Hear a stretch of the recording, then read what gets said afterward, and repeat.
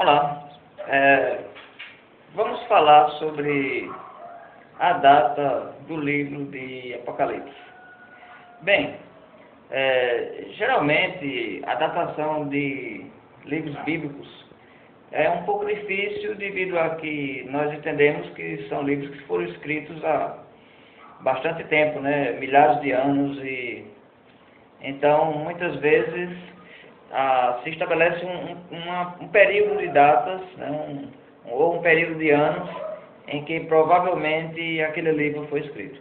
Sabe-se que, se falarmos do Antigo Testamento, após os reinados de Saul, Davi e Salomão, as datas elas tiveram uma aproximação melhor. No Novo Testamento, muitas vezes, por ser a época de governadores romanos, né, e a citação deles nos livros faz com que a data possa ser mais precisa. Em relação ao livro de Apocalipse, geralmente se relaciona o período de escrito do livro com o período de reis romanos da época, né, porque sabemos que basicamente o Novo Testamento foi escrito durante o período de domínio romano. Alguns atribuem o livro de Apocalipse ao período do governador Nero, outros, o imperador Nero, né? Outros ao imperador Vespasiano, mas a maioria absoluta de todos os estudiosos, né, são unânimes em crer que o livro de Apocalipse foi escrito no período de governo do imperador Domiciano, que foi inclusive um imperador muito cruel, perverso, e que iniciou uma vasta perseguição ao cristianismo em todo o império. Seria um período exatamente de entre os anos 90 e 96 depois de Cristo. Essa datação também é apoiada por pais apostólicos, bispos antigos das igrejas, como Orígenes, Irineu e outros, que fazem comentários nos seus antigos escritos, dizendo que João foi preso em Patmos e teria escrito Apocalipse na época do imperador Domiciano.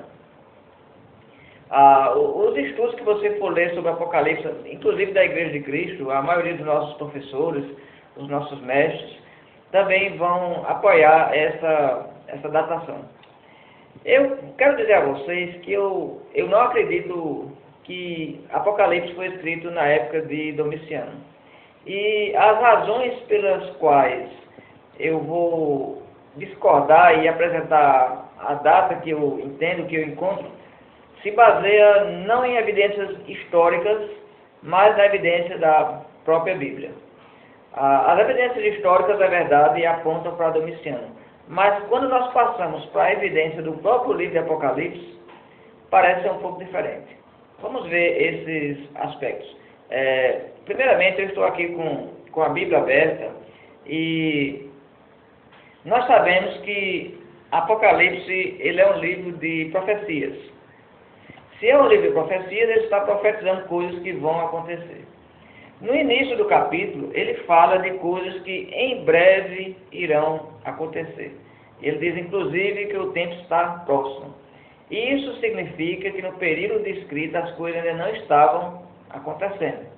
Ou seja, já tinha havido perseguição, bastante perseguição sobre a igreja. Bom, o judaísmo nós sabemos que desde cedo iniciou uma vasta perseguição, né? O próprio Paulo, né, antes Saulo, era um perseguidor da igreja, cristãos morreram, inclusive temos um relato de Estevão, né, que foi morto nessa perseguição dos judeus. Mais à frente, Tiago também, vai ter um relato no livro de Atos de que Tiago foi decapitado.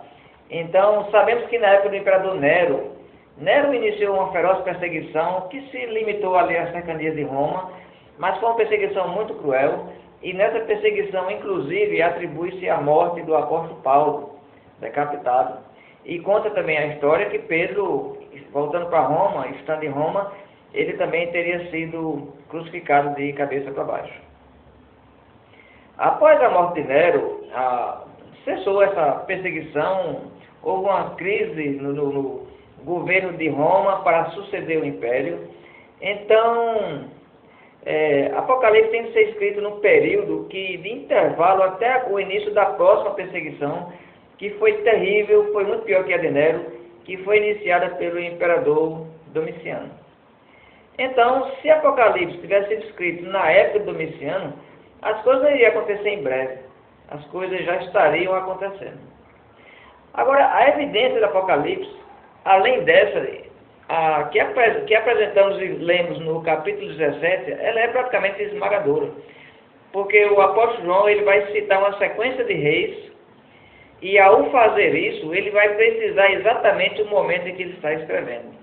Com base na lista de reis que ele cita, e com base na lista de imperadores romanos que nós temos e conhecemos, eu creio que a evidência bíblica é superior a qualquer coisa. Homens podem errar, historiadores podem errar, inclusive os padres apostólicos poderiam ter se enganado. Mas a palavra de Deus não erra. Então, eu vou ler aqui com vocês a passagem de Apocalipse, no capítulo 17, que inclusive é um dos capítulos mais reveladores do livro, né? Ele vai revelar o segredo da besta, né? O que é a besta, quem é a besta, e a besta de 7 cabeças, que é assustadora, né? E aparece já no capítulo 13, né? Então, eu perdi aqui a página, deixa eu voltar aqui. Capítulo 17, pronto, está aqui. No versículo 9, ele vai dizer: aqui está o sentido, que tem sabedoria. As 7 cabeças são 7 montes. As 7 cabeças são 7 montes, nos quais a mulher está assentada. Isso é um detalhe importante porque a cidade de Roma ela é construída sobre 7 colinas, 7 montes. Então ele está praticamente identificando quem é o inimigo da igreja. Mas ele vai dizer também, nos quais a mulher está sentada, aquela mulher que aparece, aquela meretriz sentada sobre a besta, embriagada com o sangue dos santos. Então ele diz, são também 7 reis. Então as 7 cabeças da besta são 7 reis. E ele agora vai identificar a posição desses reis no momento que eles estão. Porque veja o que ele diz. Dos quais caíram 5. Um existe e o outro ainda não chegou. Então vamos lá. Caíram 5. Quem foram os primeiros imperadores romanos? Então nós temos primeiramente Júlio César. Segundo imperador, nós temos Tibério. Terceiro imperador foi Calígula. O quarto imperador foi Cláudio. E o quinto imperador foi Nero. Então, se 5 caíram, significava que esses 5 imperadores já tinham passado. Um existe.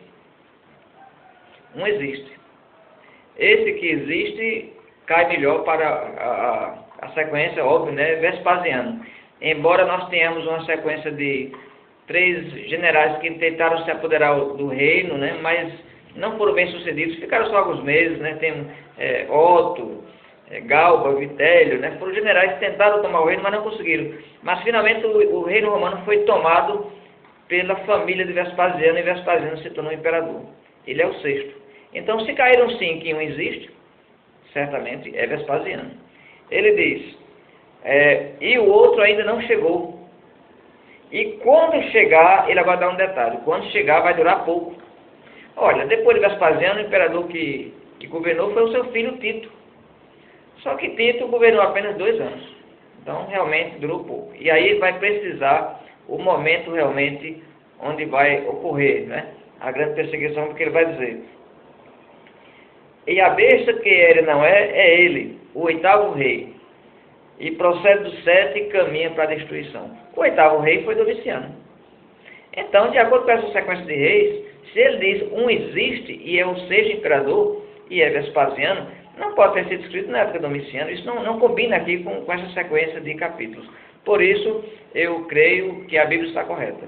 Então, parece evidente aqui que Apocalipse foi escrito na época do imperador Vespasiano. E a igreja, então, foi alertada sobre os perigos iminentes que viriam com a chegada do 8º rei.